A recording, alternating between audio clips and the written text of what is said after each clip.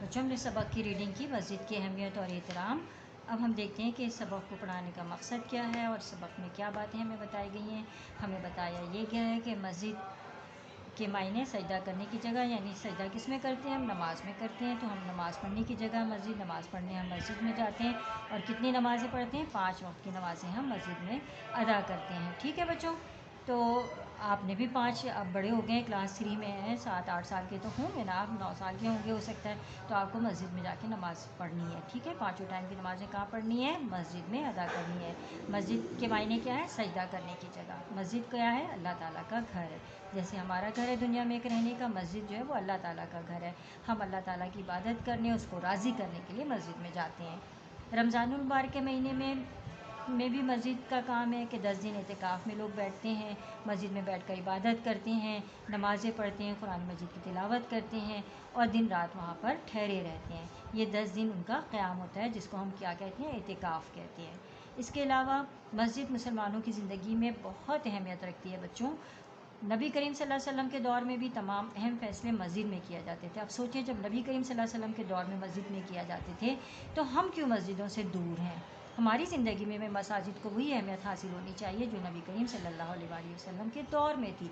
नबी करीम सल्लल्लाहु अलैहि वसल्लम अपने तमाम फ़ैसले अपने रफ़्क़ाकार को जमा करते, अपने सहाबियों को जमा करते और कोई भी मसला दरपेश आता तो वहाँ बैठ के डिस्कस करते और फिर फ़ैसले करते कि हमें करना क्या है। ठीक है, तो हम मुसलमानों को भी मस्जिद में इसलिए इकट्ठा किया गया है, एक तो दीन का इल्म के लिए कि दीन का इल्म वहाँ से मिलेगा, जुमे का खुतबा सुनेंगे तो वहाँ से इल्म मिलेगा, 5 टाइम की नमाज के बाद भी कुछ ना कुछ बताया जाता है, दीन का इल्म मिलेगा। और दूसरे क्या है कि हम एक दूसरे से मिलेंगे, हमारे माशरती ताल्लुकात में इजाफ़ा होगा, हम एक दूसरे के दुख दर्द में शरीक होंगे। इसलिए मस्जिद में जाना बहुत ज़्यादा अहम है और यही वजह है कि नमाज जुमा जो है वो जामा मस्जिद में पढ़ने का हुक्म है। यानी एक तो एक महल्ले की मस्जिद है, आपने महल्ले से लोगों से मिलते रहे 6 दिन 5 दिन और उसके बाद छठे दिन जो है वो जाकर आप जामा मस्जिद में गए और पूरे एरिया के लोगों से आपने मुलाकात की, मिले। और अल्लाह इरशाद है सूरह तौबा में 18 आयत है कि अल्लाह ताला की मस्जिदों को तो वो लोग आबाद करते हैं जो अल्लाह ताला और क़यामत के दिन पर ईमान रखते हैं बच्चों। जिसका ईमान नहीं है वो मस्जिद नहीं जाता है, इसका मतलब है। जिसका ईमान है वो मस्जिद जाता है और जो क़यामत के दिन पर यकीन रखता है कि एक ना एक दिन ये दुनिया ख़त्म होगी, क़यामत आएगी और हमारे अमालनामे अल्लाह ताला के सामने पेश होंगे और उसके मुताबिक हमें जन्नत और जहन्नम मिलेगी। तो मस्जिदों को आबाद कौन से लोग करते हैं? वही लोग जो अल्लाह ताला और क़यामत के दिन पर ईमान रखते हैं, यानी जो खौफ खुदा रखता है, तक़वा इख्तियार करता है, वो मस्जिद की तरफ जाता है और 5 टाइम की नमाज़ें पढ़ता है और वहाँ पर क़याम करता है, स्टे करता है। मस्जिदों को आबाद करने से मुराद क्या ली गई है कि वहाँ नमाज़ पढ़नी है, तिलावत करना है, अच्छी बातें एक दूसरे के साथ सीखनी है और बुरी बातों से एक दूसरे को मना करना है। आप सल्लल्लाहु अलैहि वसल्लम ने मस्जिद और नमाज की अहमियत के बारे में एक जगह फरमाया कि मेरा दिल चाहता है कि मैं नौजवानों को इकट्ठा करूं और उनसे बहुत सारा तेल मंगवाऊं और ऐसे लोगों के घरों को जला दूं जो मस्जिद में नमाज़ पढ़ने नहीं आते। बच्चों देखें, नबी करीम सल्लल्लाहु अलैहि वसल्लम रहमतुल आलमीन है, कभी उन्होंने ऐसी कोई सख्त बात नहीं की। लेकिन मस्जिद की अहमियत का अंदाज़ा हमें इसी बात से होता है कि मस्जिद इतनी अहम जगह है कि नबी सल्लल्लाहु अलैहि वसल्लम भी वहाँ पर गुस्से का इजहार कर रहे हैं और कह रहे हैं कि मेरा दिल चाहता है कि मैं तेल इकट्ठा करूँ और ऐसे लोगों के घरों को आग लगा दूँ।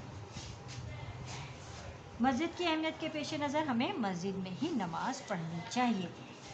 ठीक है, फिर मस्जिद के एहतराम के बारे में भी सबक के बारे में बहुत सारी बातें बताई गई, बल्कि 12 पॉइंट है और कि मस्जिद को साफ़ सुथरा रखना है, बदबूदार चीज़ नहीं खा के जानी है, जूते उतार के जाना है, पहले दायां पाँव रखना है, ये वाली दुआ पढ़नी है, उसके बाद जो है वो कच्चा लहसुन प्याज नहीं खा के जाना, गैर ज़रूरी बातें नहीं करनी है, थूकना नहीं है, शोर गुल नहीं करना।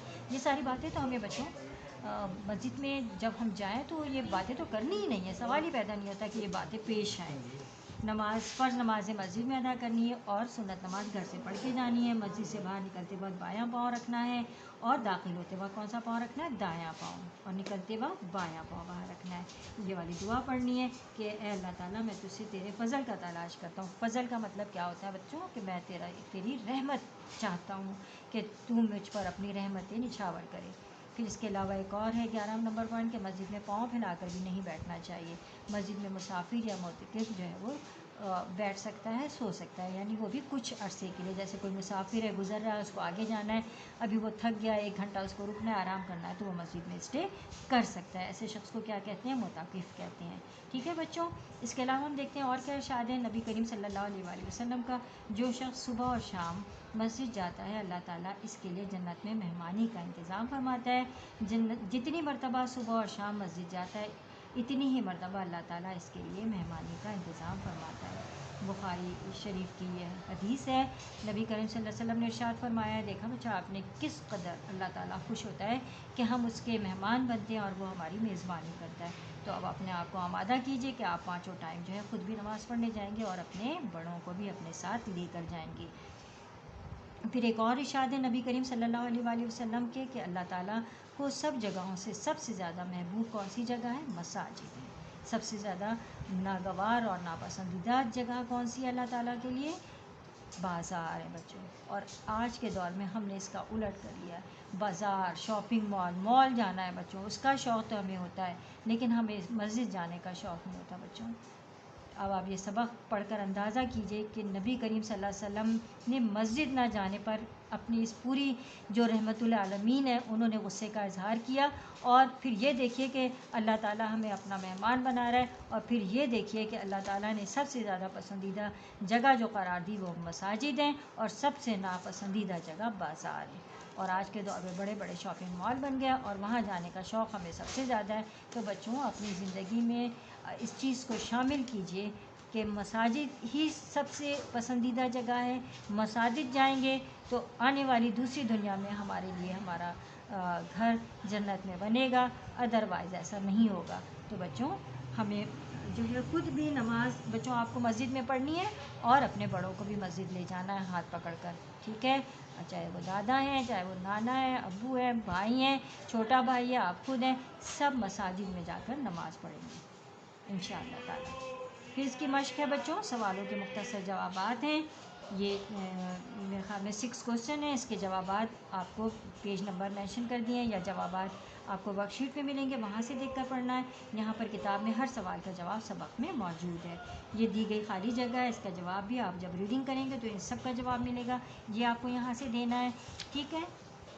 اس کے علاوہ یہ MCQs ہیں، اس کے جواب بھی آپ کو بآسانی سبق ریڈنگ میں مل گئے ہیں، یہ آپ نے خود کرنے ہیں. ٹھیک ہے. اور اس کے علاوہ ایک اور سبق اس میں ہے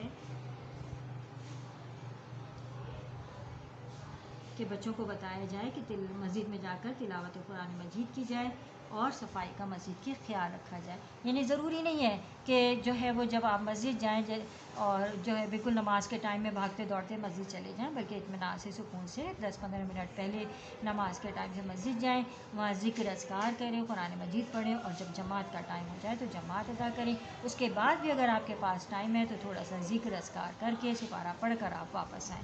یعنی مسجد سیکھنے کی جگہ ہے. سارا علم مسجد میں موجود ہوتا ہے، ساری باتیں مسجد میں بتائی جاتی ہیں، لہٰذا مسجد سے دین اور دنیا کا علم حاصل کریں گے. مجھے امید ہے کہ اس سبق کا اثر آپ کے دلوں میں بہت اچھا ہوگا اور آپ میری باتوں پر عمل کریں گے. اور اس سبق میں جو یہ سبق شامل کیا گیا ہے اس کتاب میں، آپ کو نماز کے آپ کے دلوں میں نماز کی آمادگی پیدا کرنے کے لیے وہ ضرور ہوگی انشاءاللہ تعالی.